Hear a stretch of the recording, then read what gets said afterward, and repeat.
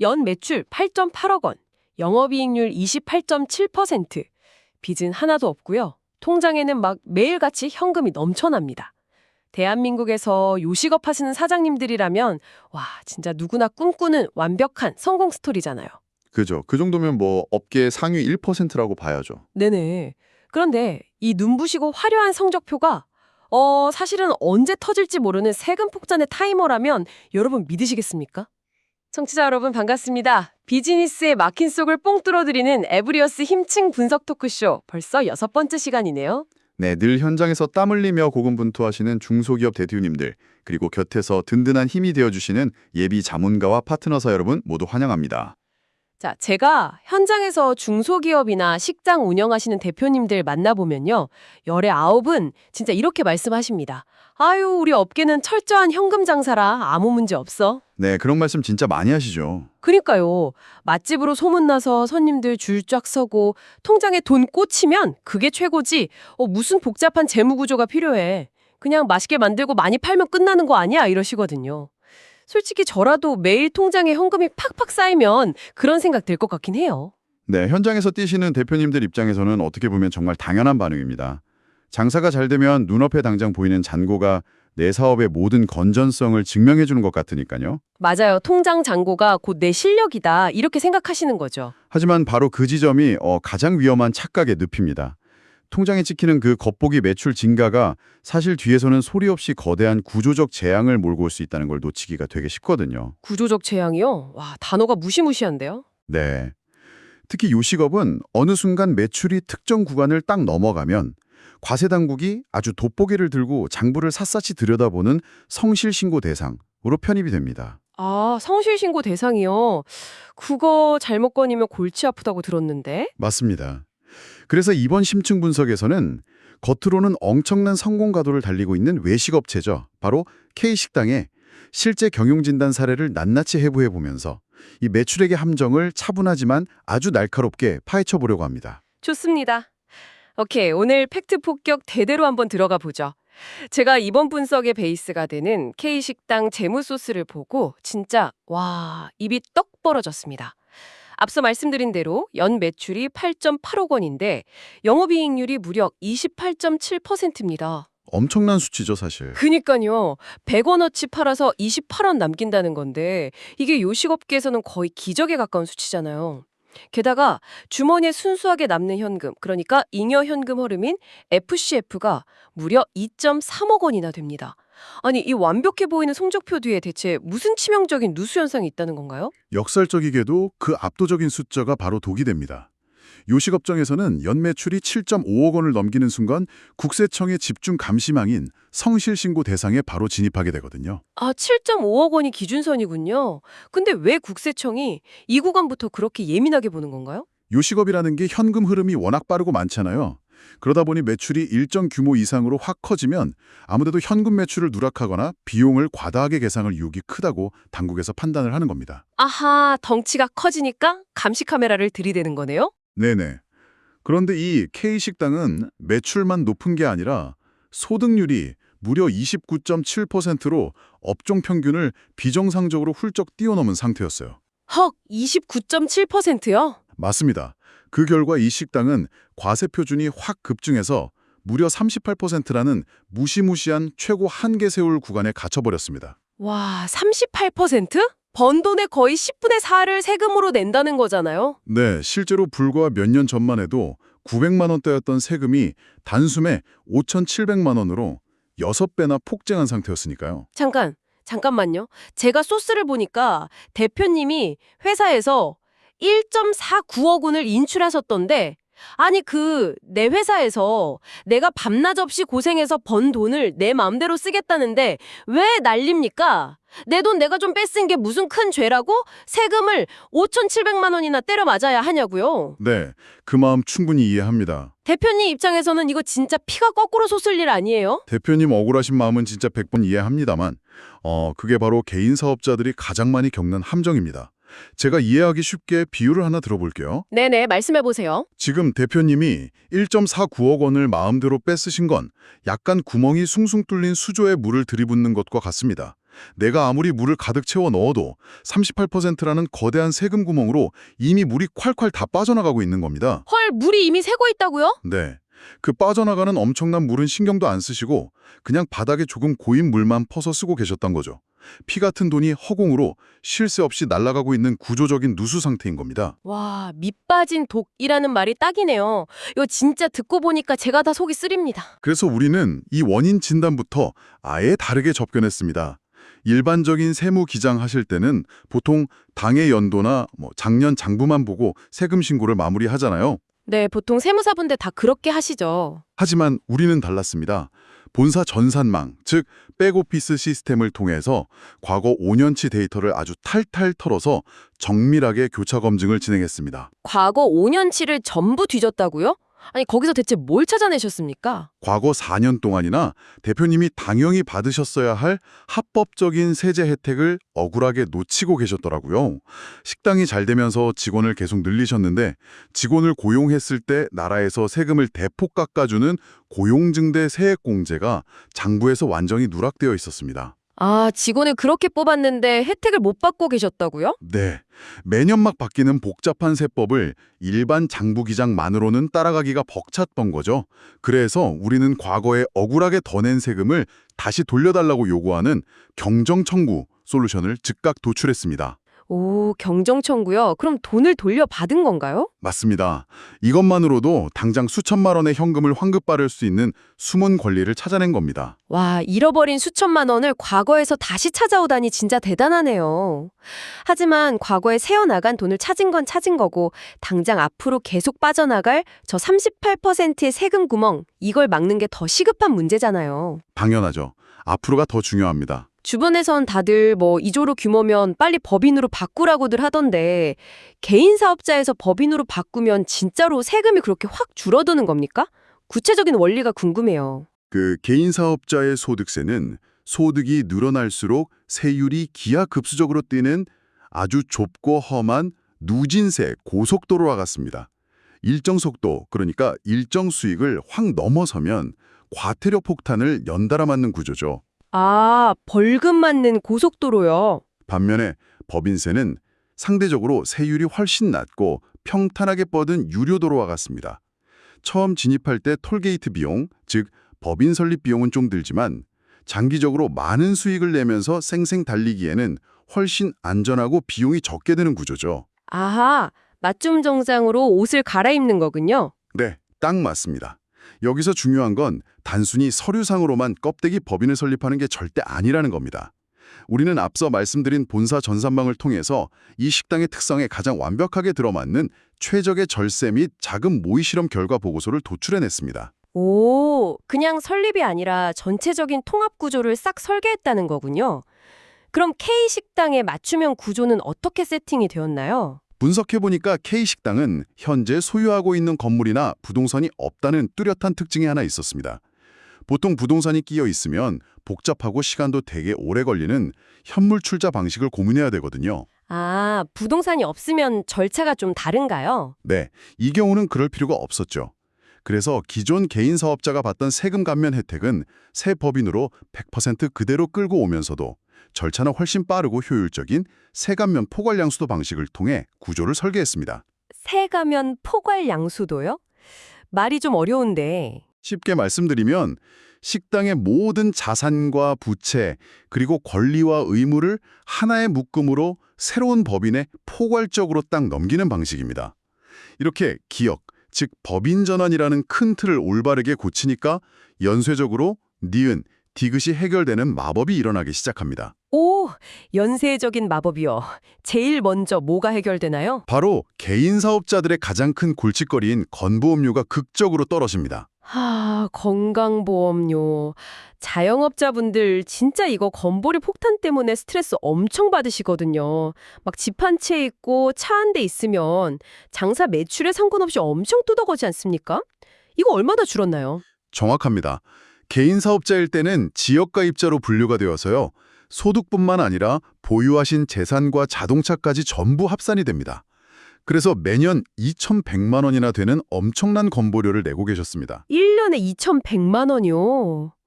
미쳤나요? 네. 하지만 법인 대표라는 직장 가입자로 전환되는 순간 산정 기준이 완전히 뒤바뀝니다. 재산과 자동차는 기준에서 싹 빠지고요. 오직 본인이 법인으로부터 받는 급여에 대해서만 건보료가 부과됩니다. 그래서 연간 600만 원 수준으로 뚝 떨어진 겁니다. 와, 2,100만 원에서 600만 원으로요? 네. 게다가 대표의 급여도 무작정 높게 잡는 게 아니라 소득세율이 가파르게 뛰어오르기 직전에 최저 구간인 8,800만 원으로 정밀하게 세팅을 했습니다. 이렇게 해서 세금 방어막을 완벽하게 구축하는 통합 설계의 묘미를 발휘한 거죠. 아니, 진짜요? 건강보험료가 3분의 1 토막이 나고 소득세까지 알아서 방어된다니. 와, 그동안 내던 피 같은 돈 허공으로 다 날아갔다고 생각하면 진짜 제가 다 억울해지네요. 알터니가 쏙 빠진 기분이겠어요. 그렇죠. 정말 속 시원한 해결책이죠. 경영 수준인데 신용 점수로 치면 AAA 등급 50점 만점에 50점 아닙니까? 운행빚 하나 없이 내 돈으로 튼튼하게 장사하는 거 이거는 칭찬받아야 하는 거 아닌가요? 일상적인 가계 경제에서는 빚이 없는 게 당연히 최고죠. 하지만 기업 경영, 특히 이렇게 수익성이 막 폭발하는 구조에서 초우량 신용도를 그냥 장부에 묵혀두는 건 엄청난 기회비용을 허공에 날리는 것과 똑같습니다. 기업은 빚이 좀 있어야 된다고요? 자본주의 구조에서 건강한 부채는 곧 레버리지, 즉 성장의 지렛대 역할을 하거든요. 우리는 이 식당의 완벽한 무차입 스펙을 묵히지 않고 지렛대 삼아서 백년가게나 메인비즈 같은 정부 인증을 획득하는 플랜을 짰습니다. 아니 장사가 잘 돼서 지금 현금이 2.3억 원이나 넘쳐나는데 굳이 빚을 져서 정부 자금을 받을 필요가 있나요? 당장 내일 식자재 살 돈이 없어서 빌리는 게 아닙니다. 정부 인증을 통해서 5억 원 규모의 저금리 정책자금 파이프라인을 사전에 활짝 열어두는 구조 설계입니다. 사업이라는 건 언제 어떤 위기가 닥칠지 아무도 모르잖아요. 하긴 코로나 때 생각하면 끔찍하죠. 맞습니다. 코로나 같은 예상치 못한 외부 충격이 오거나 반대로 폭발적으로 프랜차이즈 확장을 시도해야 할 타이밍이 올 때 언제든 끌어다 쓸 수 있는 막강한 저금리 실탄을 미리 확보해 두는 거죠. 무차입 경영이라는 낭만적인 환상에서 벗어나서 자금 조달의 다각화를 이루는 겁니다. 아하, 빚을 안 지는 게 무조건 능사가 아니라 가장 유리한 조건에 자금을 미리 딱 확보해두는 게 진짜 경영 실력이라는 거군요. 그럼 아까 말씀하신 그 38% 세금 폭탄 맞던 이익금들은 어떻게 됩니까? 개인에서 법인으로 몸집을 바꿨으니 이제 맘 편히 떠냈을 수 있는 건가요? 개인 사업자 시절에는 식당에서 번 돈이 대표라는 커다란 바구니 하나에 몽땅 쏟아졌어요. 바구니는 하나인데 물이 계속 넘쳐오르니까 최고 세율인 38% 세금을 억울하게 맞았던 거죠. 네네, 그래서 구멍이 숭숭 뚫렸다고 하셨죠. 그래서 우리는 법인이라는 새로운 저수지에 모인 돈을 합법적으로 꺼낼 수 있는 4개의 정교한 파이프라인으로 자금을 현금화하는 구조를 설계했습니다. 4개의 파이프라인요? 어떤 것들이죠? 한 갈래는 아까 말씀드린 최적화된 급여로 빼고요. 또 한 갈래는 배당으로, 그리고 향후로 퇴직금이라는 파이프라인도 든든하게 열어둡니다. 그리고 마지막 대망의 하이라이트가 바로 보이지 않는 무형의 가치를 현금화하는 영업권입니다. 잠깐만요. 영업권. 제가 소스를 보면서 솔직히 제일 의심스러웠던 부분이 바로 이겁니다.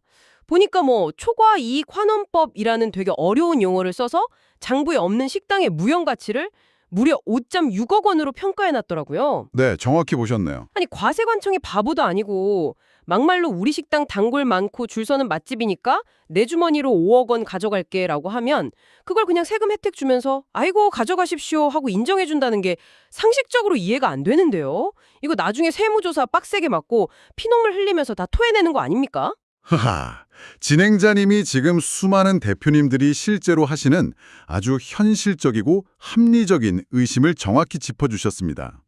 당연히 주먹구구식으로 우리 식당 인기 많다고 떼쓰는 게 아닙니다. 명확한 회계적, 세법적 근거가 있는 초과 이익 환원법을 사용하는 거죠. 그게 뭔데요? 좀 쉽게 설명해 주시죠. 아주 쉽게 설명해 드릴게요. 만약 대표님이 지금 이 잘 나가는 식당을 생판 모르는 남한테 통째로 판다고 가정해보죠. 식당의 의자, 테이블, 냉장고 같은 중고 가격만 딱 받고 넘기시겠습니까? 말도 안 되죠. 그동안 내가 피땀 흘려 쌓아온 맛집 타이틀이 있고 단골 손님 리스트가 있고 황금 레시피가 있는데 당연히 권리금을 두둑하게 얹어서 받아야죠. 맞습니다. 바로 그 권리금을 회계적인 용어로 고급스럽게 영업권이라고 부릅니다.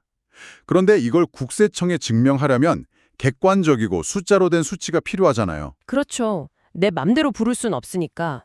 K식당에 속한 요식업계의 평균 이익률이라는 게 있을 겁니다. 그런데 K식당은 그 평균보다 훨씬 더 폭발적인 이익을 내고 있죠.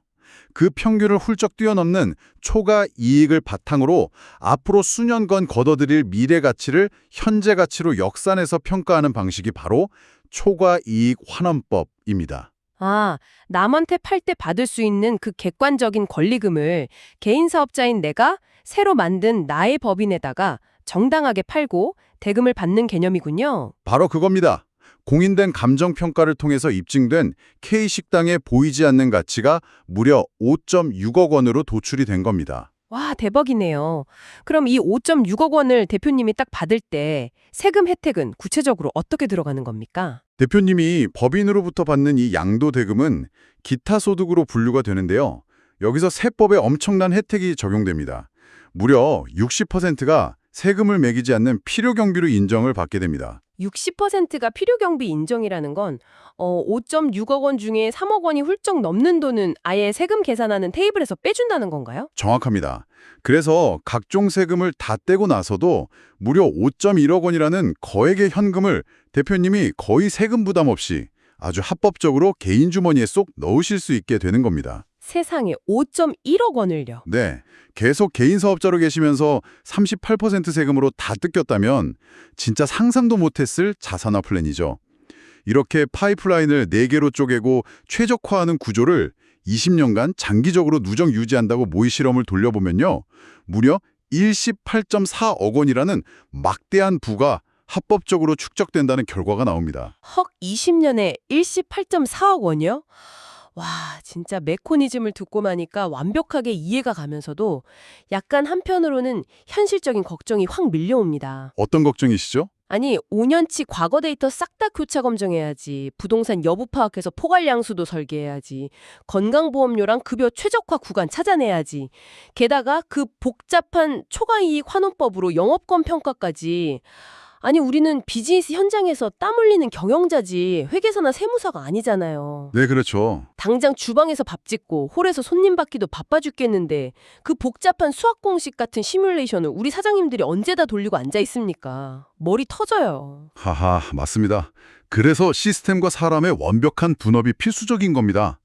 바로 그 지점이 에브리어스가 가장 자랑하는 핵심 무기이기도 하죠. 분업이 어떻게 되는데요? 대표님들이 직접 그 골치 아픈 세법을 밤새 공부하고 계산기를 두드릴 필요가 전혀 없습니다.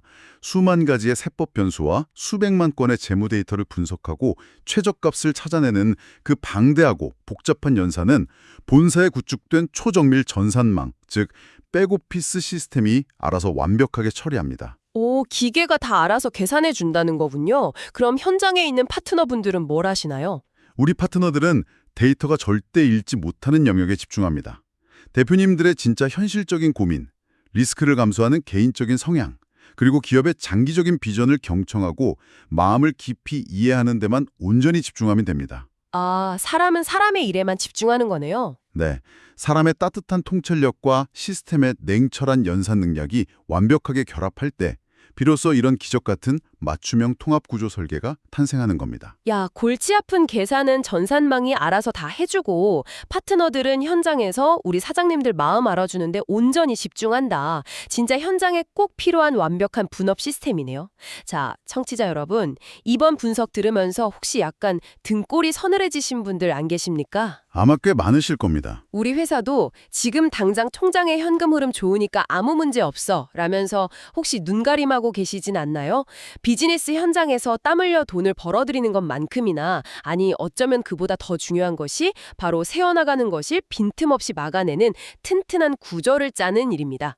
오늘 다룬 K식당의 누수 사례가 결코 남일 같지 않으시다면 당장 여러분의 재무상태표부터 다시 한번 꼼꼼하게 들여다보시길 바랍니다. 네, 제가 마지막으로 여러분이 꼭 스스로 탐구해 보셨으면 하는 도발적인 질문을 하나 던지고 싶습니다. 네, 뭡니까? 오늘 심층 분석에서 살펴본 이 영업권의 기적 같은 사례처럼 지금 여러분이 피땀 흘려 일구고 있는 사업장 안에도 아직 장부에는 단 한 줄도 기록되지 않은 막대한 무형의 가치가 쿨쿨 잠들어 있을지 모릅니다. 와, 장부에 없는 막대한 가치. 네, 여러분은 그 귀중한 가치를 그저 세금 폭탄을 터뜨리는 땔감으로 허무하게 태워버리실 건가요?